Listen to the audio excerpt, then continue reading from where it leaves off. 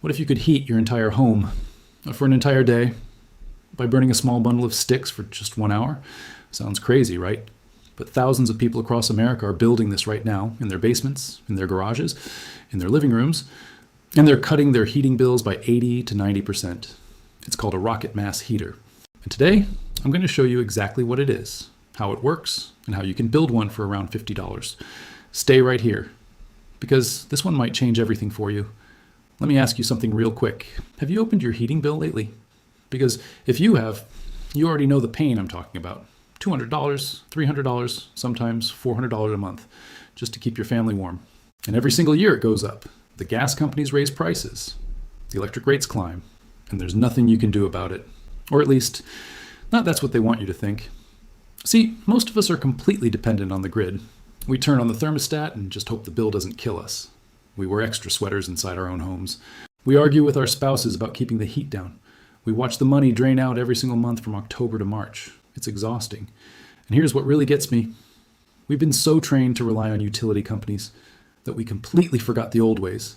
The ways that worked for hundreds of years before gas lines existed, before electric heaters were even a thing. Before any of this modern infrastructure, people heated their homes, massive homes, farmhouses, barns, workshops, with almost no fuel at all. How? Stick around, because I'm about to show you exactly how. This whole story starts with a guy named Dale. Dale lives in rural Pennsylvania. He's got a big farmhouse, old walls, drafty windows, the kind of house that eats heating bills for breakfast. His gas bill one winter hit $480 in a single month. He told me he just sat there staring at the bill, thinking, this is insane. Something has to change. Now Dale has Amish neighbors, and one day he was helping them with a fence repair. He stayed for dinner, and inside their home, it was incredibly warm, like comfortably warm. Not stuffy, not cold in the corners, just steady, deep, even warmth. He asked the father of the house, "How do you heat this place?" The man smiled and walked Dale over to what looked like a long bench, a big clay and brick bench running along the wall, with a small firebox at one end. He said, "We fired this up this morning for about an hour." Dale looked confused. "That's it?" he asked. The man nodded. "That's it. It will stay warm until tomorrow morning." Dale couldn't believe it. He went home and started digging, and what he found shocked him. This wasn't some quirky Amish invention. This technology came from Germany, from the 1600s. It spread through Eastern Europe, and the early settlers brought it to America.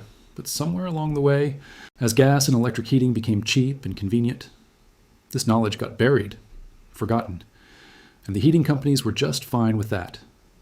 Dale built his own version that fall. It cost him $47 in materials.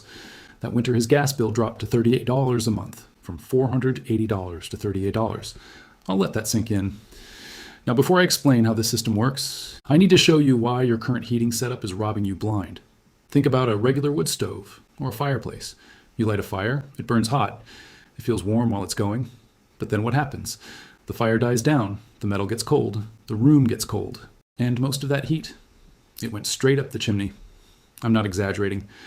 A traditional fireplace loses up to 90% of its heat energy right out the flue, straight into the atmosphere. You're basically paying to heat the sky. And forced air furnaces aren't much better. They heat air.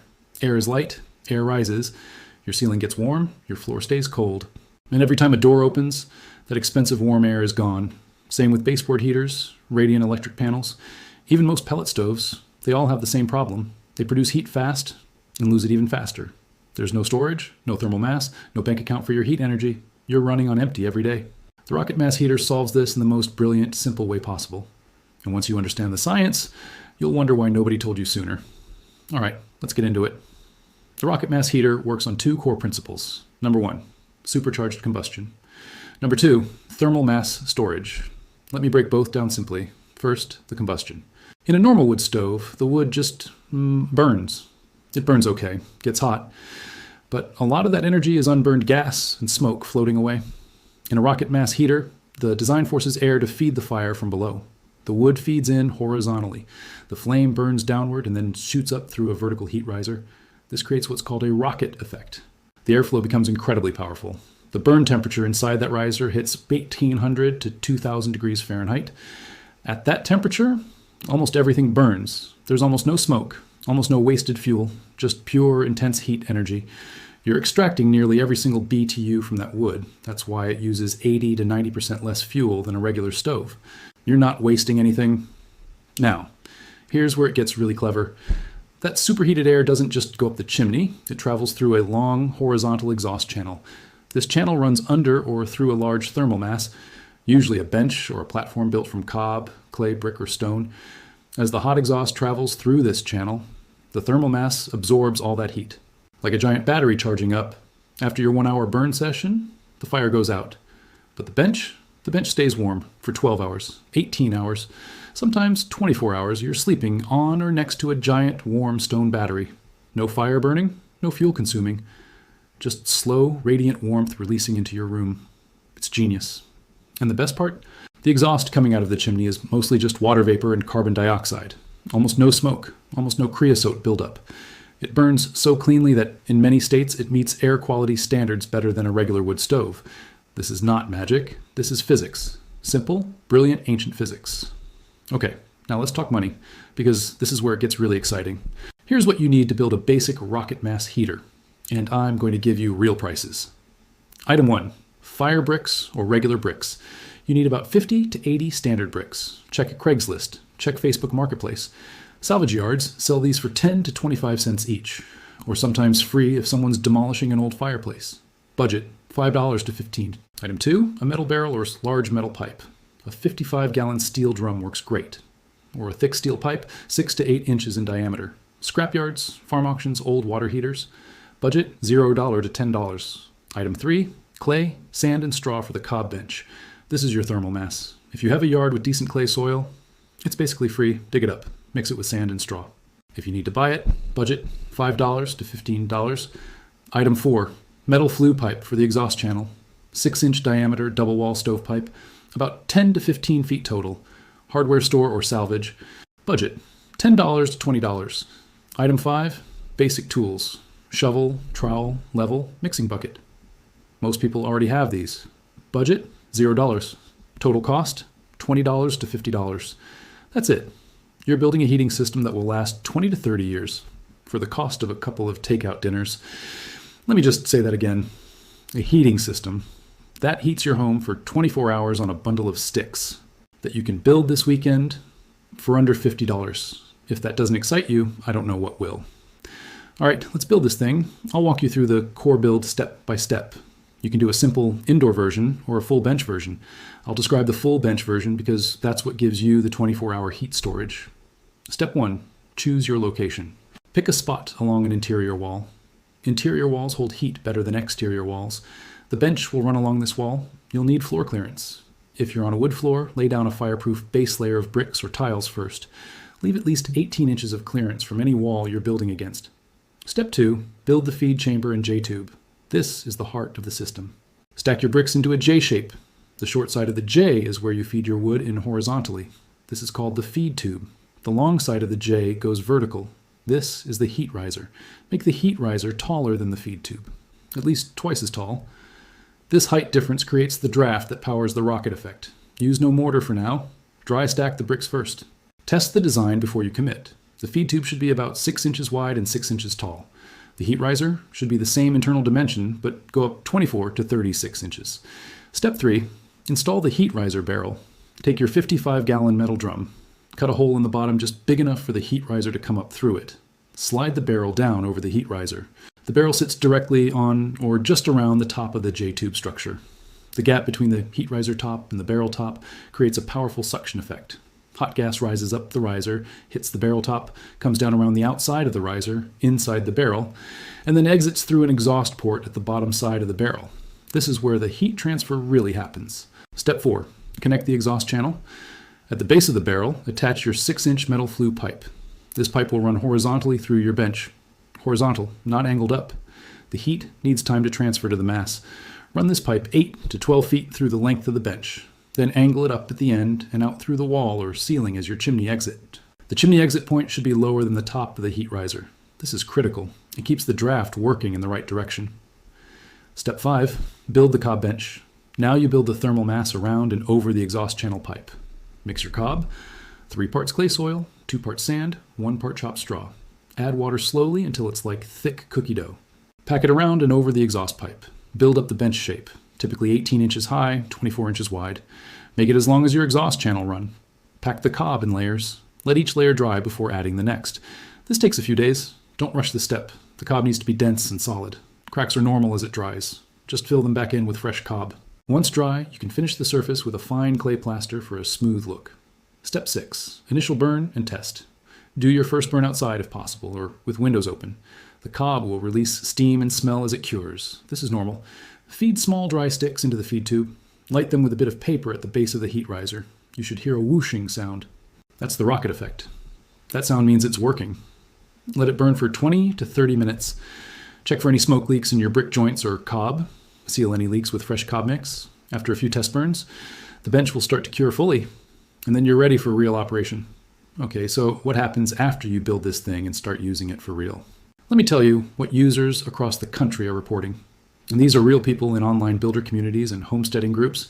Most people do 1 burn per day, sometimes 2 burns in the coldest weather. Each burn lasts 45 to 90 minutes using small, dry wood. Branches, sticks, wood scraps, pallets, small stuff that most people throw away. And after that burn, the bench radiates heat for the rest of the day and into the night. You're sleeping next to something that feels like a warm stone. Gentle, steady, even. Not the dry, hot blast from a forced air furnace. Not the on and off cycling that leaves you cold every 2 hours. Just constant, comfortable warmth. People report their indoor temperature staying above 68 to 72 degrees. And freezing outdoor temperatures without touching the heater again until the next morning. One builder in Minnesota posted that he heats his 200 square foot cabin all winter. With wood, he collects from his property for free. 0 heating bill. A woman in Vermont said she went from spending $600 a month on oil heating to spending practically nothing. She collects fallen branches after windstorms. She buys nothing. Another builder in Tennessee said the biggest shock was how little wood it takes. He said 1 armful of sticks, what he called a dog walk bundle, burns for a full hour and heats his home all day. That's it. 1 armful.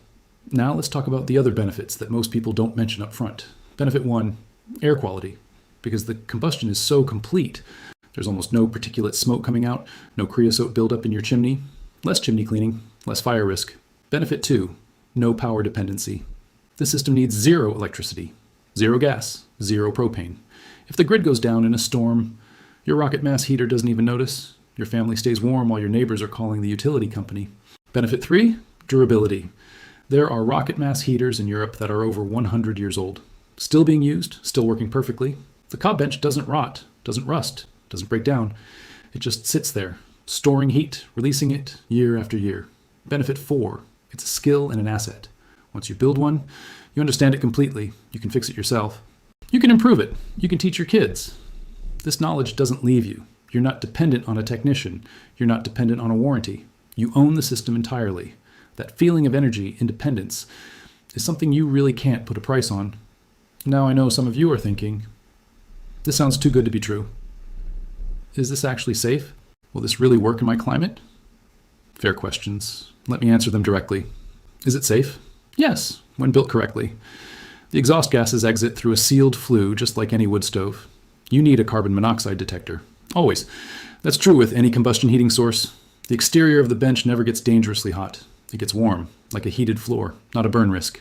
Will it work in very cold climates? Yes. In fact, the most enthusiastic builders are in places like Montana, Minnesota, and Canada. The thermal mass principle works harder in cold climates because the temperature differential is higher. The bench stores more energy gradient. Does it meet building codes? This varies by location. In most rural areas, nobody cares. In some urban or suburban zones, you may need a variance. Check your local codes. Many people build theirs in a garage, workshop, or detached outbuilding where rules are looser. Can it heat a large home? A single unit effectively heats 500 to 1,000 square feet. For larger homes, some people build 2 units or combine it with basic passive solar design. But for a cabin, small home, or primary living space, 1 well-built unit is usually more than enough. Here's what I want you to do right now. First, hit that like button. It sounds simple, but it genuinely helps more people find this video. More people, right? More families cutting their heating bills. That matters. Second, subscribe if you haven't. We post practical, money-saving builds every single week. No fluff, no ads for stuff you don't need. Just real solutions. Third, drop a comment below. Tell me, what's your biggest heating challenge? What's your current setup? How much are you paying per month? I read every single comment. And if enough people ask, I'll do a full follow-up video showing a complete build start to finish, with measurements, material sourcing, and a real cost breakdown for different home sizes. Now, here's my final thought. We live in a time when everything is getting more expensive. Energy, food, housing, and most of us feel powerless against that. But here's the truth. There are solutions. Old solutions, proven solutions, solutions that worked for centuries before big companies decided to sell us convenience. The rocket mass heater is one of those solutions. It's not magic, it's not a scam, it's physics, it's history, and it's available to you for about $50 in materials and a weekend of your time. Your grandparents' knew how to do this, now you do too. Don't let that knowledge sit unused. Build it, test it, share it with your neighbors. Because energy independence isn't just a goal, it's something you can actually build with your own hands. This weekend, I'll see you in the next one.